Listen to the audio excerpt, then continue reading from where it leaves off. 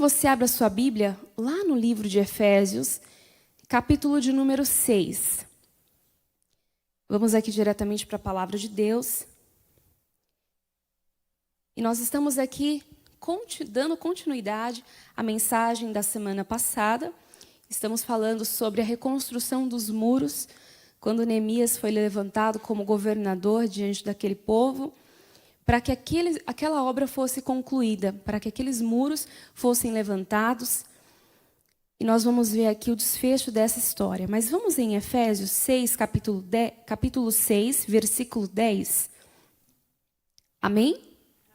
Diz assim para nós: No demais, irmãos meus, fortalecei-vos no Senhor e na força do seu poder. Revesti-vos de toda a armadura de Deus, para que possais estar firmes contra as astutas ciladas do diabo. Porque não temos que lutar contra carne e sangue, mas sim contra os principados, contra as potestades, contra os príncipes das trevas deste século, contra as hostes espirituais da maldade nos lugares celestiais. Olha só, Deus está falando para nós: no demais, irmãos meus, nós precisamos fazer o quê? Nos fortalecer no Senhor, nos revestir da armadura de Deus. E ele começa dizendo que a nossa guerra, a nossa luta não é física, carnal, mas totalmente espiritual. Era isso que eu já falava na semana anterior, né? E ele vai falar aqui que é contra os principados, as potestades. E no versículo 13, ele ensina para nós dizendo: portanto, tomai toda a armadura de Deus, para que possais resistir no dia mau, e havendo feito tudo, ficar firmes. O que a palavra do Senhor nos ensina também? Resistir, que nós temos que nos humilhar diante de Deus, resistir ao diabo e ele, exatamente, ele fugirá de vós. E esse resistir ao diabo não é apenas aquela de resistir, de você pegar ali o seu escudo e ficar aguentando a pressão do diabo. Não, resistir também é uma forma de atacá-lo. E nós podemos aprender isso um pouquinho mais para frente. E ele vai dizer mais aqui no versículo 14. Estais, pois, firmes, tendo cingidos os vossos lombos com a verdade e vestida a couraça da justiça, e calçados os pés na preparação do evangelho da paz, tomando sobretudo o escudo da fé, com o qual podereis apagar todos os dardos inflamados do maligno.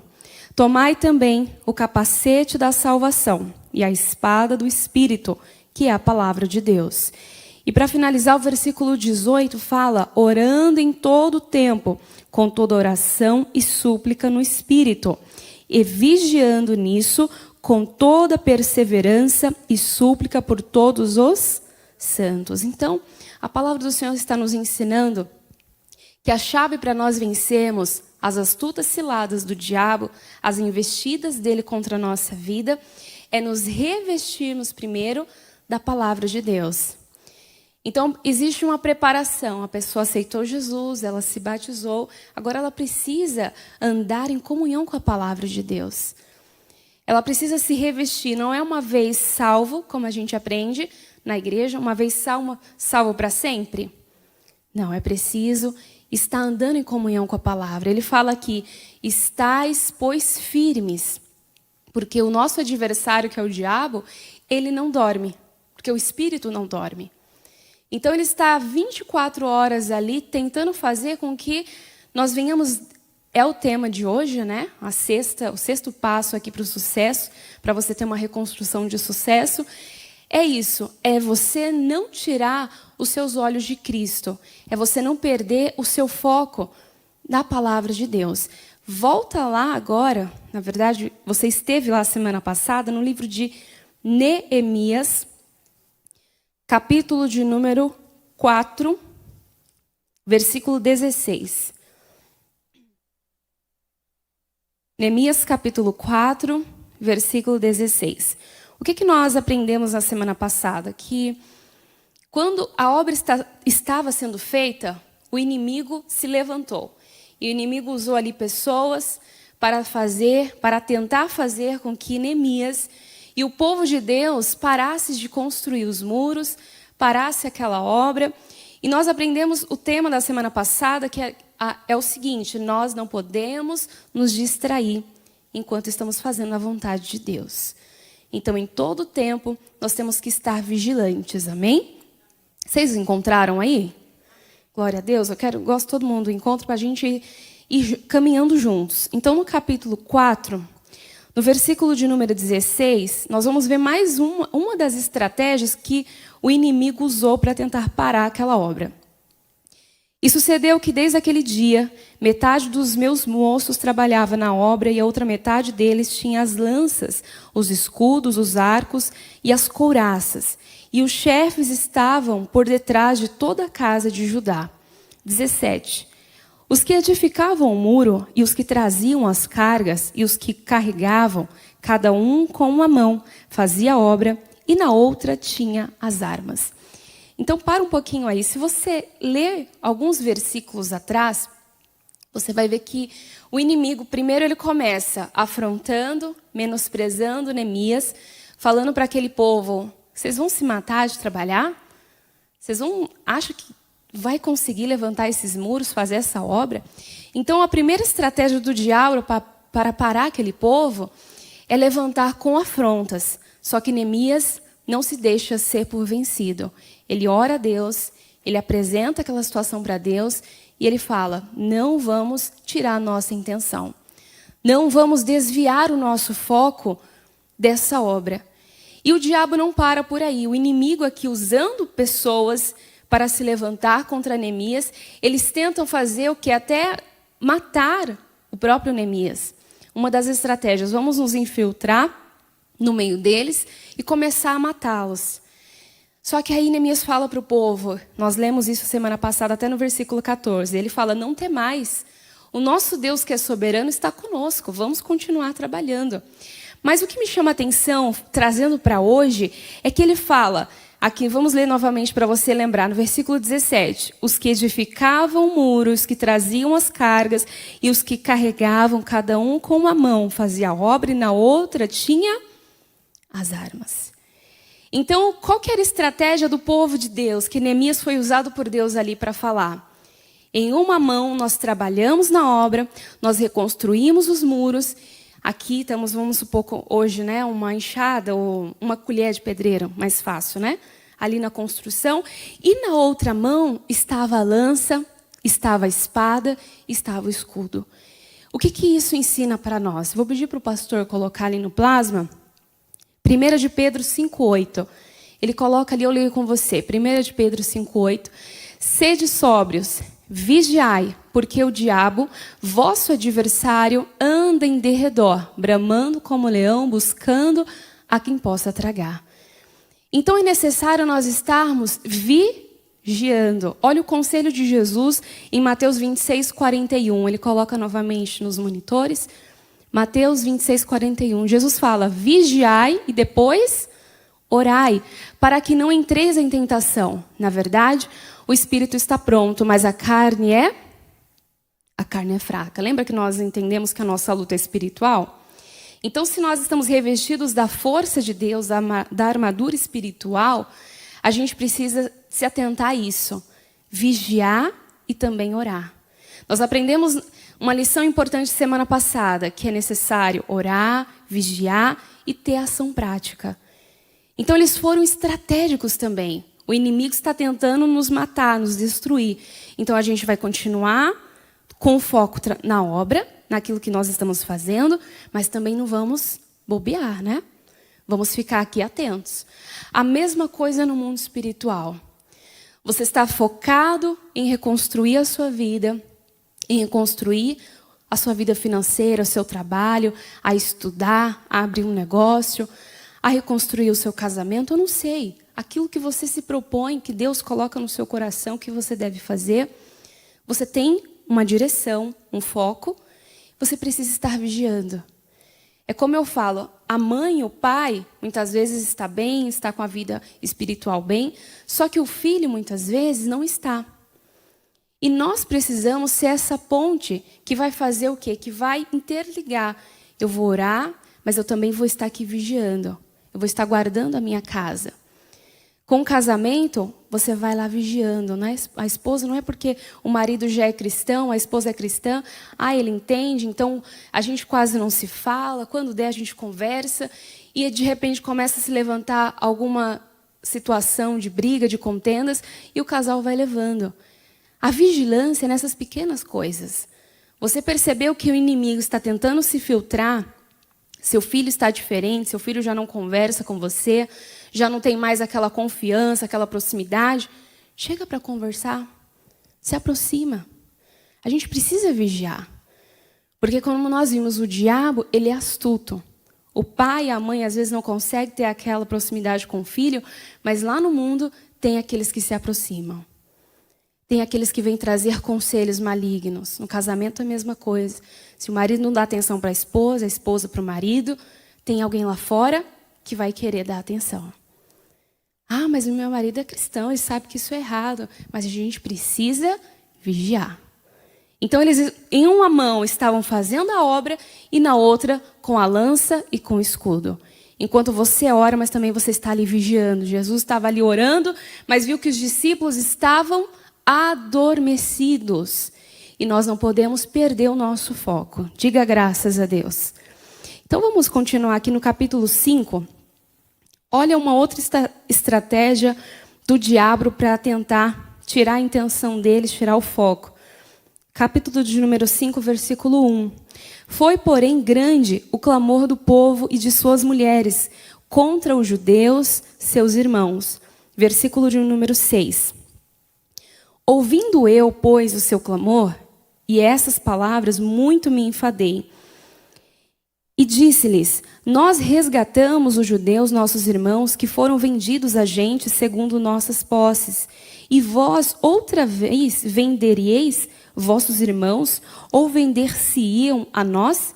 Então se calaram e não acharam que responder. O que está acontecendo aqui? Só para você entender, leia o versículo 9. Disse mais, não é bom o que fazeis. Porventura, não devis andar no temor do nosso Deus, por causa do opróbrio dos gentios, os nossos inimigos? Quem está falando isso aqui é Neemias. As mulheres, como a gente viu aqui no comecinho, grande era o clamor do povo e das mulheres. Por quê? O próprio povo judeu rico, né, de maior posse, estava vendendo o povo judeu que era pobre, como estrangeiros. E isso era de uma grande afronta à lei de Deus. E Neemias chega para eles e repreende eles, dizendo, nós não fomos lá e resgatamos eles? Eles estavam prisioneiros, estavam lá presos. E agora vocês estão cometendo a mesma coisa? É isso que o diabo tenta fazer. Se ele não consegue, preste bem atenção nisso que eu vou te falar. Se ele não consegue tirar a sua intenção, o seu foco, porque você está na presença de Deus, porque você está orando, às vezes a pressão vem interna. Às vezes é alguém da sua casa que não está conseguindo orar, buscar a Deus. Não está bem. E aquilo vem para fazer o quê? Tirar a sua atenção da presença do Senhor. Aquilo vem para tentar te desestruturar, para mexer com você.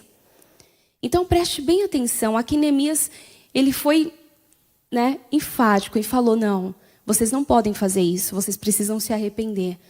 Porque ele estava preocupado com os inimigos, com os de fora. Agora ele tinha que se preocupar com o próprio povo que estava ali no meio, os próprios judeus ricos que estavam fazendo essa maldade. Então nós precisamos nos atentar que às vezes o obstáculo ele vai ser interno. Às vezes nós temos que vencer a nós mesmos. Quando vem o pensamento de vergonha, de intimidação, falando para você aqui na sua consciência, na sua mente, que talvez você não seja capaz, que é melhor você não fazer dessa forma, que você tentou uma vez e não conseguiu. E isso tudo são estratégias do diabo para nos menosprezar. Para nada mais do que tirar a nossa intenção da presença de Deus. Mas diga assim comigo, eu estou revestido do livro de Neemias. E olha o que vai acontecer no versículo de número 1 até o 4. Sucedeu mais que, ouvindo Sambalate, Tobias, Gesem, o árabe, e o resto dos inimigos, que eu tinha edificado o muro, e que nele já se não havia brecha alguma, ainda que até este tempo não tinha posto as portas dos portais, Sambalate e Gesem enviaram a dizer: vem e congreguemo-nos juntamente nas aldeias, no vale de Ono. Porém, intentavam fazer-me mal. E enviei-lhes mensageiros a dizer: estou fazendo uma grande obra, de modo que não o quê? Poderei descer. Por que cessaria essa obra enquanto eu a deixasse e fosse ter convosco? Da mesma maneira, enviaram a mim 4 vezes, e da mesma maneira lhes respondi. Para um pouquinho aí. Olhe para mim em nome de Jesus. O que o inimigo está fazendo aqui? Mais uma vez, tentando tirar a atenção deles, porém intentavam fazer-me mal, como diz a palavra. Mais uma vez, o diabo está tentando tirar o foco do povo de Deus. Falando, vem, vamos congregar, vamos nos ajuntar aqui. E Neemias não para o que ele está fazendo e não tira o foco dele. Ele manda um mensageiro lá, vai lá dar o recado para ele. Fala para ele que eu vou parar de fazer essa grande obra para ir fazer outra coisa desnecessária. Então preste muita atenção nisso. Quando nós nos colocamos a fazer um propósito que vem de Deus, que é divino, o diabo ele se levanta. Ele quer porque quer que você pare. E olha o que ele vai dizer mais aqui, continuando no versículo de número 9. Porque todos eles nos procuravam atemorizar, dizendo: as suas mãos largarão a obra e não se efetuará. Agora, pois, ó Deus, esforça as minhas mãos. Ele reconheceu, o inimigo está tentando causar medo, está tentando nos atemorizar. Mas o que ele faz? Ó nosso Deus, ele pede para Deus, esforça as nossas mãos. Quando nós reconhecemos que a nossa dependência vem dele, quando vem um dia mal, quando aparecem situações como essa, que tentam aterrorizar o nosso coração, é isso que eu e você precisa fazer. Pedir forças para Deus. Lembra de Efésios 6:10? Revesti-vos do Senhor e da força do seu poder. O poder está constituído nele, na soberania de Deus. Então ele pede forças para Deus. E o que vai acontecer do 10 até o 12? Leia comigo. E entrando eu em casa de Semaías, filho de Delaías, o filho de Metabel, que estava encerrado, disse ele: vamos juntamente à casa de Deus, ao meio do templo, e fechemos as portas do templo, porque virão matar-te. Sim, de noite virão matar-te. Porém, eu disse: um homem como eu fugiria?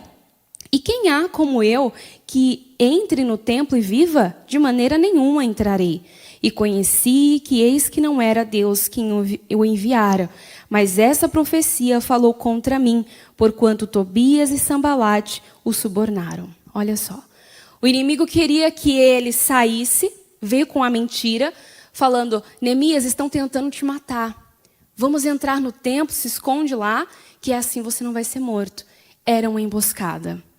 Era uma astuta cilada de Satanás para acabar com a vida dele e para fazer com que, ele mesmo falou aqui no versículo 13, para fazer com que ele pecasse e fosse difamado pelo inimigo.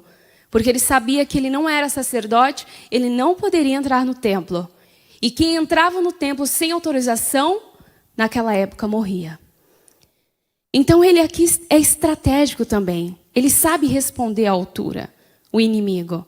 É por isso que nós precisamos estar com os nossos pés calçados na preparação do evangelho, com a nossa mente, com o capacete da salvação. Por quê? Nós vamos saber ter conhecimento da palavra, ter o discernimento espiritual, que quando vier, muitas vezes, um conselho, uma profecia, que aparentemente é de Deus, você vai saber se é ou se não é. Porque tem o fruto do Espírito, tem algo do Espírito que chama discernimento espiritual, que é um dom que Deus dá. Que você sabe se aquela intenção ela é boa ou se ela não é. Porque o Espírito Santo de Deus que está em nós, ele fala que ele vai nos ensinar, ele vai nos dirigir em todas as coisas. Então não precisa você ter medo. Pastora, mas estão se levantando de todos os lados, de todas as formas contra a minha vida. Mas eu não preciso ter medo, porque eu sei quem está comigo, quem está me defendendo. Eu sei que quem colocou esse propósito no meu coração foi Deus. Amém? Então você não vai parar. E para a gente finalizar, porque o horário passa aqui voando, no versículo de número 15 e 16, olha só o que fala. Acabou-se, pois, o muro aos 25 de Elu e 52 dias. E sucedeu que, ouvindo todos os nossos inimigos, temeram todos os gentios que havia em roda de nós e abateram-se muito em seus próprios olhos, porque reconheceram que o nosso Deus fizera esta... Diga graças a Deus. A obra foi ou não foi concluída? Foi, com sucesso, com excelência. De uma forma inexplicável, 52 dias, aquela obra foi concluída. Aparentemente, humanamente falando, não era possível. Era uma grande obra.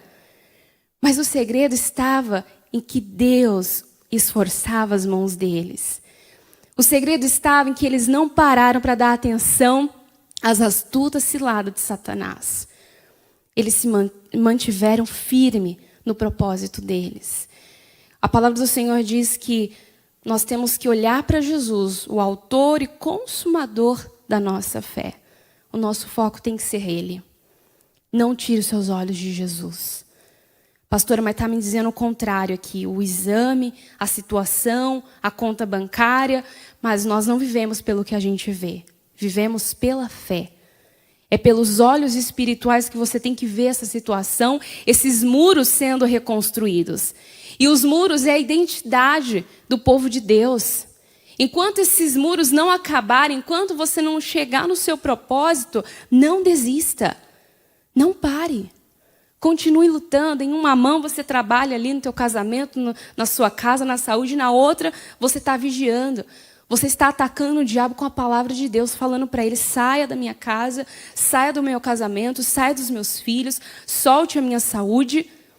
E não é com medo. E vocês observaram, no versículo 16, ele fala que o inimigo temeram todos os gentios e se abateram muito em seus próprios olhos, porque eles reconheceram que Deus fizera aquela obra. O diabo precisa reconhecer que Deus é quem está do teu lado.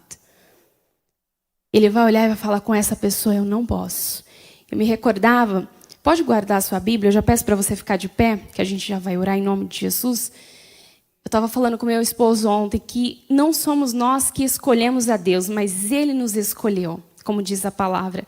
Eu conversava com uma pessoa, uma amiga esses dias, e ela falava para mim, Janaína, a minha família toda veio de uma, vamos dizer assim, uma descendência espírita. Serviam ali, né? Não pode, a gente não cita alguns nomes, por conta, tem até isso, né? Hoje em dia, na televisão. Mas eles serviam a uma certa entidade maligna.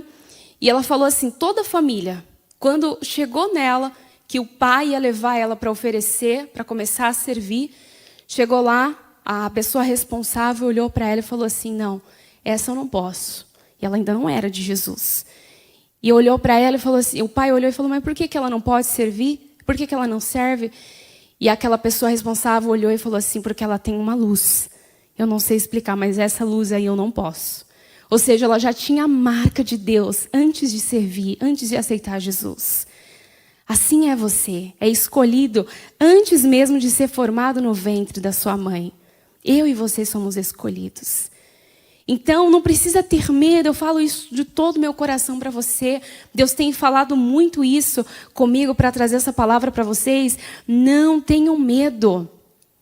Pastora, mas a luta é muito grande, a pressão está muito forte lá no meu serviço, estão falando mal de mim, estão querendo me derrubar, né, como uma expressão muito conhecida, estão querendo puxar o meu tapete. Não precisa ter medo. Você só precisa estar firme na presença de Deus. Quando possível, chegue na sua casa e leia mais essa palavra de Efésios 6:10 e deixe o Espírito Santo falar mais ao seu coração e você vai ver que cada um daqueles detalhes é importante. A nossa mente tem que estar firme em Cristo. Nós temos que ter a espada na mão. Nós temos que ter a couraça da justiça, ali o escudo. E assim você vai ver que você vai lutar no mundo espiritual e o diabo não vai tocar na sua vida e nem